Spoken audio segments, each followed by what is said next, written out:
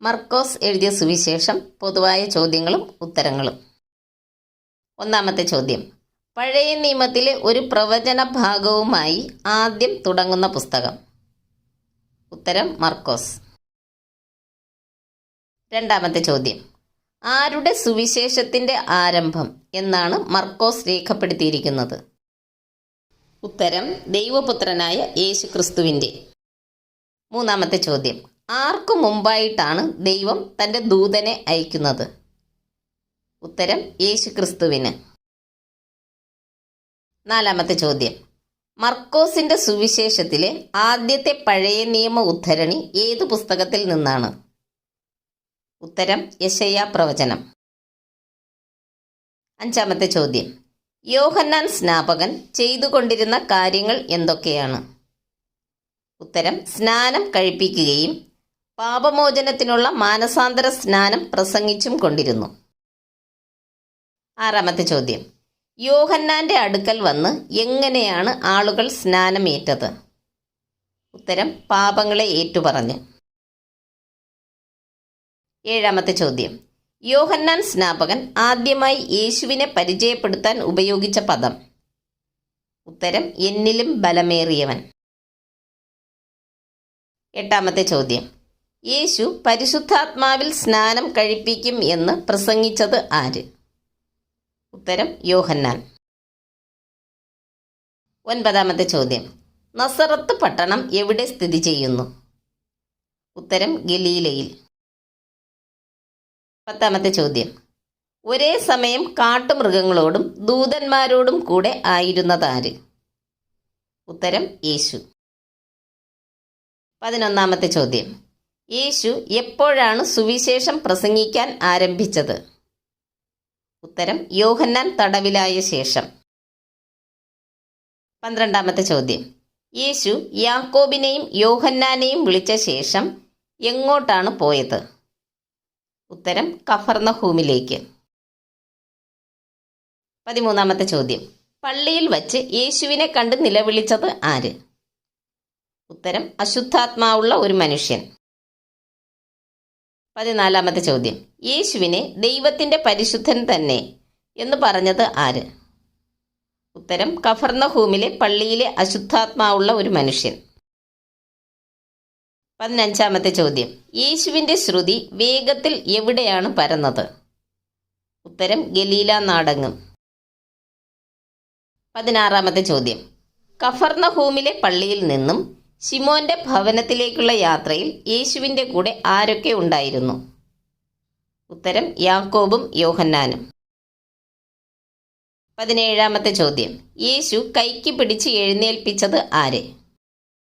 ഉത്തരം ശിമോന്റെ അമ്മാവിയമ്മയെ. 18ാമത്തെ ചോദ്യം, യേശുവിനെ അറിഞ്ഞ ആരെയാണ് യേശു സംസാരിക്കുവാൻ അനുവദിക്കാത്തത്? ഉത്തരം ഭൂതങ്ങളെ.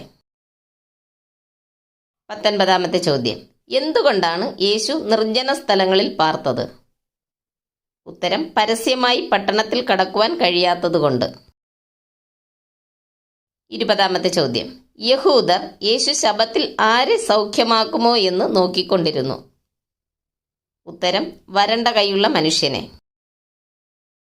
21ാമത്തെ ചോദ്യം, യേശു ആരുടെ ഹൃദയകാഠിന്യത്തിലാണ് ദുഃഖിതനായത്? ഉത്തരം പരീശന്മാരുടെ. 22ാമത്തെ ചോദ്യം, പുരുഷാരം തന്നെ ഞെരുക്കാതിരിക്കേണ്ടതിന് ഒരു ചെറു പടക് തനിക്ക് ഒരുക്കി നിർത്തുവാൻ ആരോടാണ് പറഞ്ഞത്? ഉത്തരം ശിഷ്യന്മാരോട്.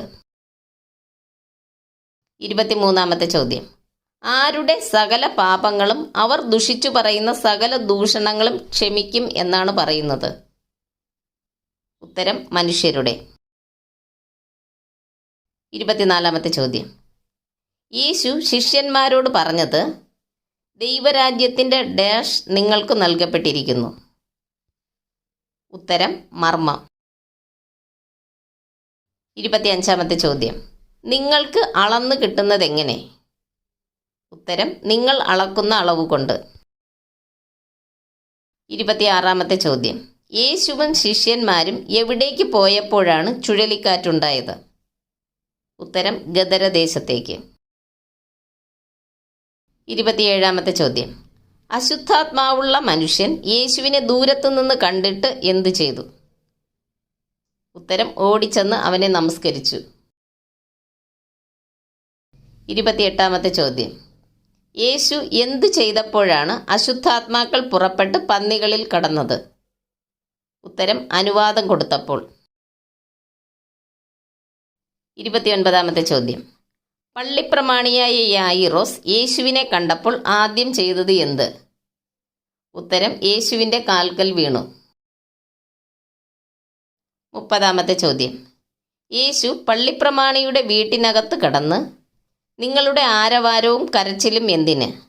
കുട്ടി മരിച്ചിട്ടില്ല, ഉറങ്ങുന്നത്രേ എന്ന് അവരോട് പറഞ്ഞപ്പോൾ അവർ എന്തു ചെയ്തു? അവരോ അവനെ പരിഹസിച്ചു. 31-ാമത്തെ ചോദ്യം. 3 ശിഷ്യന്മാരെ കൂടാതെ വേറെ ഏതൊക്കെ 2 പേരെ കൂടെ കൂട്ടിയാണ് യേശു കുട്ടി കിടക്കുന്ന ഇടത്ത് ചെന്നത്?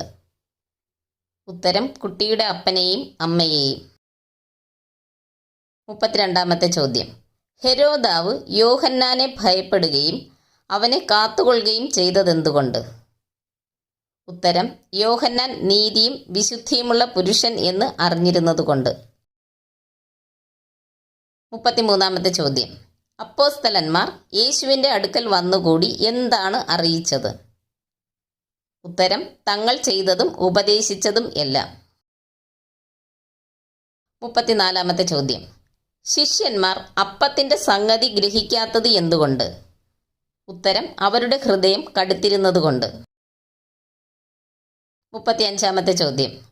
മനുഷ്യനെ അശുദ്ധമാക്കുന്ന തിന്മകൾ എവിടെ നിന്ന് വരുന്നു എന്നാണ് യേശു പറഞ്ഞത്? ഉത്തരം: അവനിൽ നിന്ന് പുറപ്പെടുന്നത്. 36-ാമത്തെ ചോദ്യം. യേശു സ്വർഗത്തേക്ക് നോക്കി നെടുവീർപ്പിട്ട് അവനോട് തുറന്നു വരിക എന്ന് അർത്ഥമുള്ള യഫഥ എന്ന് പറഞ്ഞത് ഏത് അത്ഭുതം നടന്നപ്പോഴാണ്? ഉത്തരം: വിക്കനായൊരു ചെകിടനെ സൗഖ്യമാക്കിയപ്പോൾ. 37-ാമത്തെ ചോദ്യം. യേശു ആത്മാവിൽ ഞരങ്ങിയത് എപ്പോൾ? ഉത്തരം: പരീശന്മാർ വന്ന് യേശുവിനെ പരീക്ഷിച്ചുകൊണ്ട് ആകാശത്തു നിന്ന് ഒരടയാളം അന്വേഷിച്ച് അവനുമായി തർക്കിച്ചു തുടങ്ങിയപ്പോൾ. 38-ാമത്തെ ചോദ്യം. യേശു നീ ഊരിൽ കടക്ക പോലും അരുത് എന്ന് പറഞ്ഞ് വീട്ടിലേക്ക് അയച്ചത് ആരെ? ഉത്തരം: സൗഖ്യം പ്രാപിച്ച കുരുടനെ. 39-ാമത്തെ ചോദ്യം. കെടാത്ത തീ എവിടെയാണുള്ളത്? ഉത്തരം: നരകത്തിൽ. 40-ാമത്തെ ചോദ്യം. മഹാപുരോഹിതന്മാരും ശാസ്ത്രിമാരും യേശുവിനെ നശിപ്പിക്കേണ്ടത് എങ്ങനെ എന്ന് അന്വേഷിക്കാൻ കാരണമെന്ത്?